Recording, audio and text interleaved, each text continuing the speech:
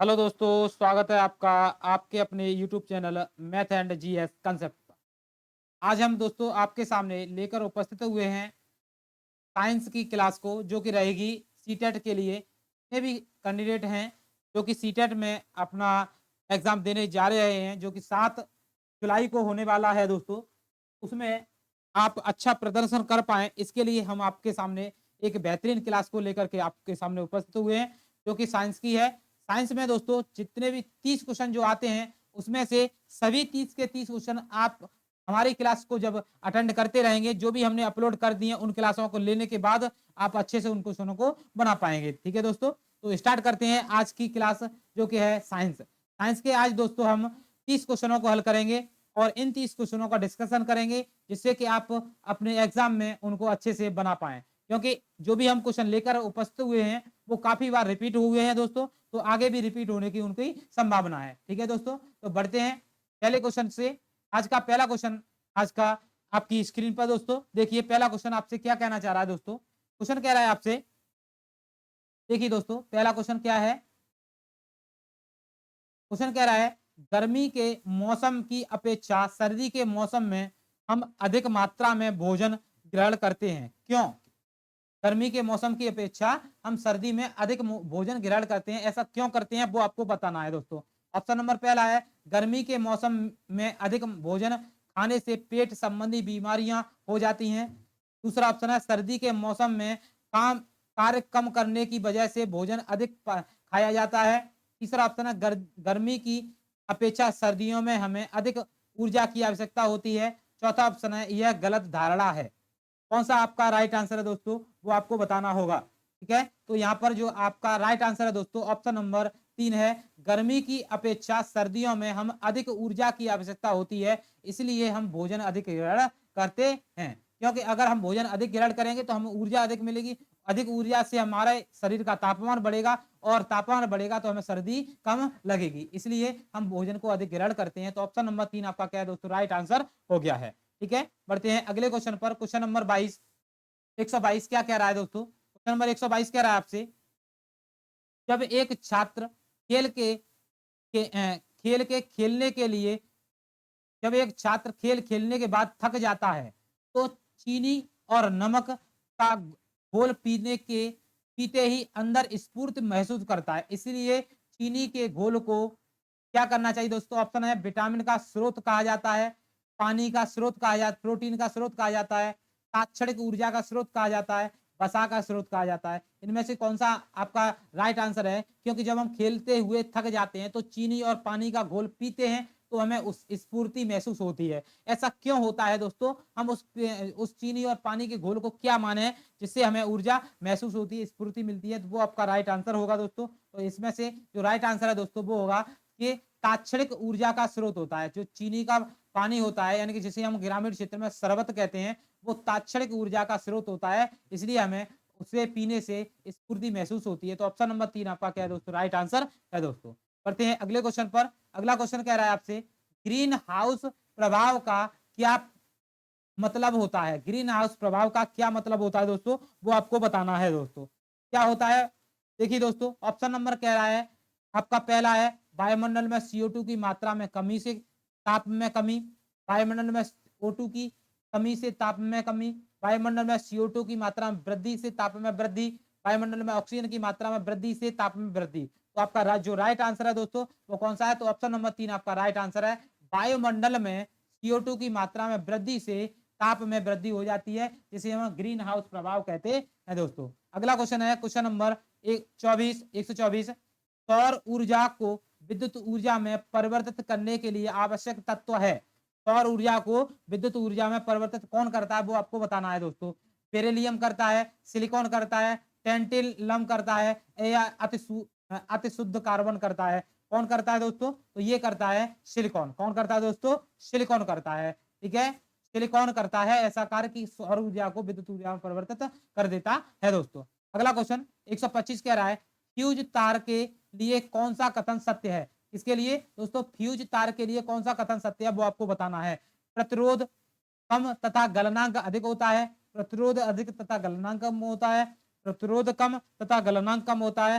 प्रतिरोध अधिक तथा गलनांक अधिक होता है। कौन सा आपका राइट आंसर है दोस्तों? तो आपका राइट आंसर है फ्यूज तार जो है वो फ्यूज तार का कौन सा कथन सत्य है? वो है प्रतिरोध अधिक तथा गलनांक कम होता है। गलनांक कम होता है इसलिए वो ज्यादा करंट पास होने पर वो टूट जाता है और हमारे परिपथ जो है बच जाता है, परिपथ में कोई हानि नहीं आती है। ठीक है दोस्तों, उम्मीद है समझ में आ गया होगा। दोस्तों क्लास पसंद आ रही दोस्तों तो लाइक शेयर सब्सक्राइब जरूर करें। बढ़ते हैं अगले क्वेश्चन पर। क्वेश्चन नंबर 126 क्या कहना चाह रहा है दोस्तों आपसे? क्वेश्चन नंबर 126 कह रहा है विद्युत जनित्र का सिद्धांत आधारित है।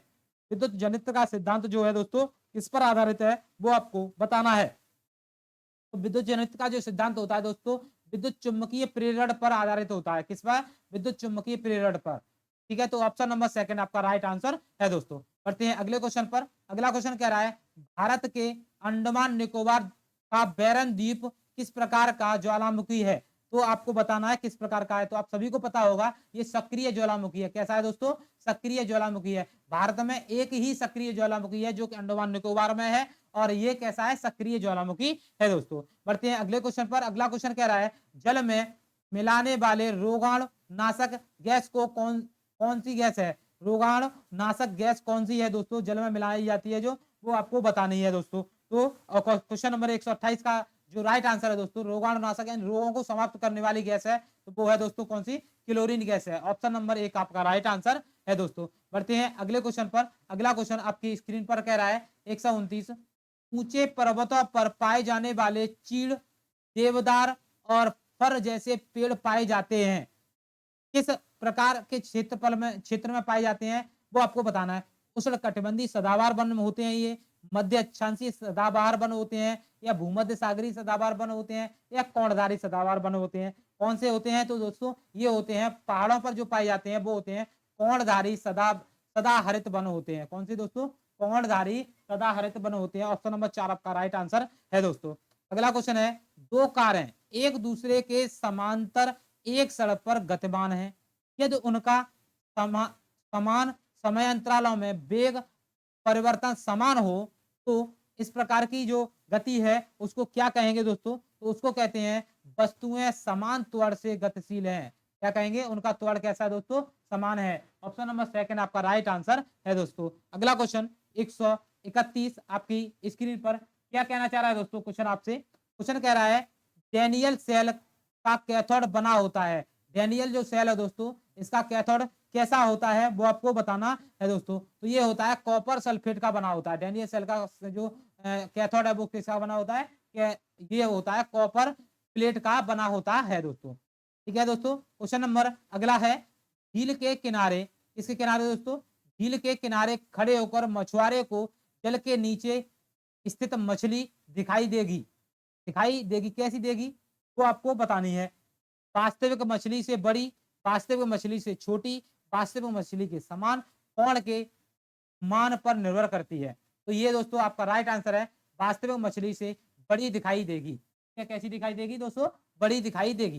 अगला क्वेश्चन आपकी स्क्रीन पर 133 आपसे क्या कहना चाह रहा है दोस्तों? क्वेश्चन आपसे क्वेश्चन कह रहा है 133 में आपसे देखिए दोस्तों कह रहा है एक लड़का नर्सरी में जाता है तथा एक पौधा खरीदकर अपने बगीचे में रोपता है।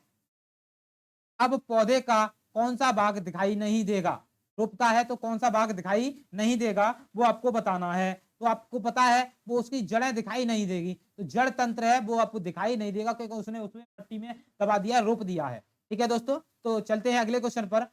अगला है जल एक यौगिक है क्योंकि कैसा यौगिक है दोस्तों? ये है जल रासायनिक बंधों से जुड़े दो भिन्न तत्व रखता है, इसीलिए ये क्या है? एक यौगिक है। ऑप्शन नंबर सेकंड आपका राइट आंसर है दोस्तों। अगला क्वेश्चन 135वां क्वेश्चन कह रहा है निम्न में असत्य कथन है। कौन सा कथन असत्य है दोस्तों वो आपको बताना है दोस्तों। न्यूट्रॉन पर कोई आवेश नहीं होता, ये असत्य है। नहीं, न्यूट्रॉन पर कोई आवेश नहीं होता, ये कैसा है दोस्तों? सत्य है। इलेक्ट्रॉन तथा प्रोटॉन पर आवेश बराबर परंतु विपरीत होते हैं, ये बात भी सही है।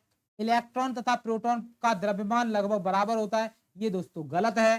कैसा है दोस्तों? गलत बात है। उपरोक्त में सभी कथन सत्य हैं, ये नहीं। तो ऑप्शन नंबर 3 आपका क्या है दोस्तों? राइट आंसर हो गया है।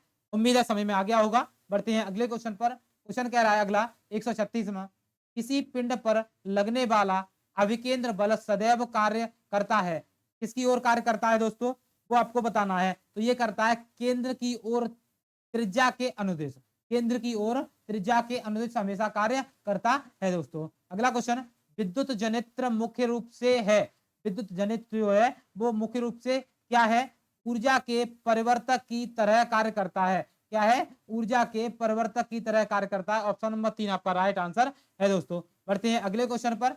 अगला क्वेश्चन आपकी स्क्रीन पर कह रहा है, जब बर्फ ठोस को गर्म करते हैं, जब बर्फ यानी कि ठोस को गर्म करते हैं तो जल यानी कि द्रव में संघनित हो जाती है, और जल को 100 डिग्री सी पर गर्म करते हैं करने पर जल वाष्प में बदल जाती है। वे कौन से ठोस पदार्थ हैं जो बिना द्रव में बदले ही वाष्प में बदल जाते हैं दोस्तों। ये क्या कहना चाह रहा है, एक क्रिया होती है ऊर्ध्वपातन, क्या होती है, ऊर्ध्वपातन, क्या होती है, ऊर्ध्वपातन। इसमें क्या होता है, कोई पदार्थ ठोस से डायरेक्ट गैस में बदल जाता है, गैस में, किसमें दोस्तों, गैस में, यानी कि ठोस से पहले कोई वस्तु पानी में लिक्विड में आती है, उसके बाद गैस में आती है, मगर ठोस से डायरेक्ट गैस में आ जाए तो उस प्रकार के पदार्थों, उस क्रिया को ऊर्ध्वपातन क्रिया कहते हैं, उस पदार्थ को ऊर्ध्वपातित पदार्थ कहते हैं। तो ऐसा कौन सा पदार्थ है दोस्तों, वो आपको बताना है। तो वो पदार्थ होता है दोस्तों कॉपर, कपूर या अमोनिया, वो आयोडीन, कपूर या आयोडीन है जो इस प्रकार का गुण रखते हैं दोस्तों। तो ऑप्शन नंबर 3 आपका राइट आंसर है, उम्मीद है समझ में आ गया होगा। बढ़ते हैं अगले क्वेश्चन पर। अगला क्वेश्चन आपकी स्क्रीन पर कह रहा है, गन्ने की शक्कर को एल्कोहल के निर्माण की प्रक्रिया कहलाती है, गन्ने की शक्कर से एल्कोहल की प्रक्रिया, गन्ने प्राप्त करने की प्रक्रिया क्या कहलाती है, वो आपको बतानी है। तो ये कहलाती है दोस्तों किण्वन, क्या कहलाती है, किण्वन कहलाती है। अगला क्वेश्चन है, अशुद्धियों की उपस्थिति में क्वथनांक बढ़ जाता है, क्योंकि हिमांक, अशुद्धियों की उपस्थिति में क्वथनांक क्या हो जाता है, बढ़ जाता है, क्योंकि हिमांक क्या होता है दोस्तों, तो हिमांक क्या हो जाता है, घट जाता है, हिमांक क्या हो जाता है, घट जाता है दोस्तों। अगला क्वेश्चन है, व्यक्तिगत व्यक्तिगत विभिन्नताओं के संदर्भ में निम्नलिखित कथन किसका है, कोई व्यक्ति अपने समूह के शारीरिक तथा मानसिक गुणों के औसत से जितनी भिन्नता रखता है उसे व्यक्तिगत भिन्नता कहते हैं। किसके क्या कहते हैं, व्यक्तिगत भिन्नता कहते हैं। ये कथन किसका है दोस्तों, वो आपको बताना है। तो ये कथन है जेम्स ड्रेवर का, किसका है दोस्तों, जेम्स ड्रेवर का है। ऑप्शन नंबर 2 आपका राइट आंसर है दोस्तों। बढ़ते हैं अगले क्वेश्चन पर। Question number 142। क्वेश्चन कह रहा है, छात्रों को उपचारात्मक शिक्षण प्रदान करने की सबसे सुगम विधि है, उपचारात्मक को शिक्षण प्रदान करने की सबसे सुगम विधि कौन सी है दोस्तों, वो आपको बतानी है। तो ये विधि है छात्रों के अधिगम संबंधी दोषों तथा कमजोरियों का निदान करना, क्या है, ऑप्शन नंबर 1 आपका राइट आंसर है दोस्तों। बढ़ते हैं अगले क्वेश्चन पर। क्वेश्चन नंबर 143 कह रहा है, संचयी अभिलेख से छात्रों को जानकारी दी जाती है, संचयी अभिलेख से छात्रों को क्या जानकारी दी जाती है, किसकी जानकारी दी जाती है, वो आपको बताना है दोस्तों। तो ये दी जाती है पाठ्य विषय एवं पाठ्यांतर संबंधी जानकारी दी जाती है। तो ऑप्शन नंबर 1 आपका क्या है दोस्तों, राइट आंसर है दोस्तों। बढ़ते हैं अगले क्वेश्चन पर। क्वेश्चन नंबर 144 कह रहा है, एकीकृत उपागम के अंतर्गत पाठ्यक्रम निम्न में से किस सिद्धांत पर आधारित होना चाहिए, किस सिद्धांत पर आधारित होना चाहिए, वो आपको बताना है दोस्तों।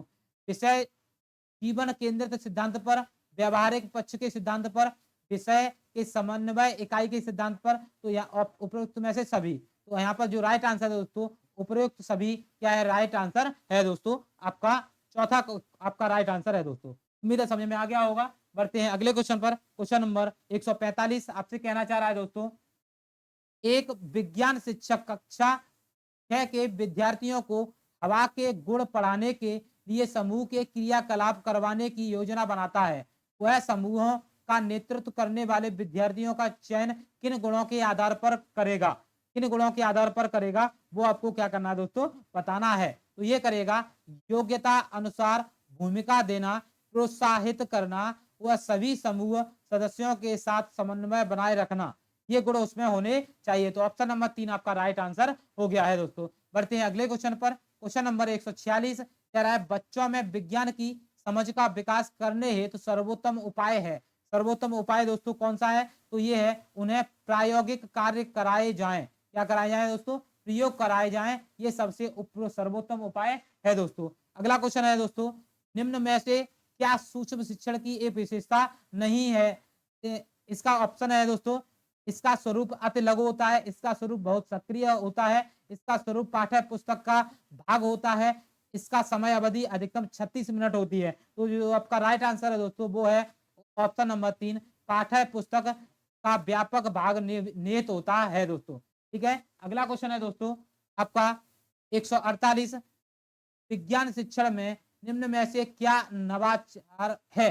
क्या नवाचार है दोस्तों? सूक्ष्म शिक्षण, टोली शिक्षण, सेमिनार, ये सभी। तो यहाँ पर दोस्तों आपका राइट आंसर है ऑप्शन नंबर 4, ये सभी आपका राइट आंसर हो गया है। विज्ञान शिक्षण में मूल्यांकन एक मात्रा उद्देश्य है, किसकी मात्रा उद्देश्य दोस्तों वो आपको बताना है। तो ये है उपरोक्त पृष्ठपोषण का, उपरोक्त पृष्ठपोषण का क्या है? उद्देश्य है, मात्रात्मक उद्देश्य है दोस्तों। आज का लास्ट क्वेश्चन है दोस्तों आपकी स्क्रीन पर, क्या कहना चाह रहा है? पिछड़े बालक की निम्न में से क्या एक विज्ञान शिक्षण संबंधी समस्या नहीं है? क्या नहीं है दोस्तों? नहीं वाला पूछा है, गलत वाला पूछा है। तो ऑप्शन है मंद शारीरिक विकास, स्थिरता, सामवेगिक कठिनाई, सहपाठियों के साथ संबंध। इसमें से आपका राइट आंसर क्या होगा दोस्तों? तो वो है स्थिरता। स्थिरता यहाँ पर नेगेटिव है, इसलिए आपका ऑप्शन नंबर सेकंड आपका राइट आंसर है दोस्तों। उम्मीद है सभी को अच्छे से क्लास पसंद आई होगी दोस्तों, आपने एंजॉय किया होगा, देखा होगा कि सीटेट में कैसे क्वेश्चन आपके आते हैं। ठीक है दोस्तों, तो आपको क्लास पसंद आई दोस्तों, लाइक शेयर सब्सक्राइब जरूर करें। मिलते हैं एक और बेहतरीन क्लास में, तब तक के लिए जय हिंद, जय भारत।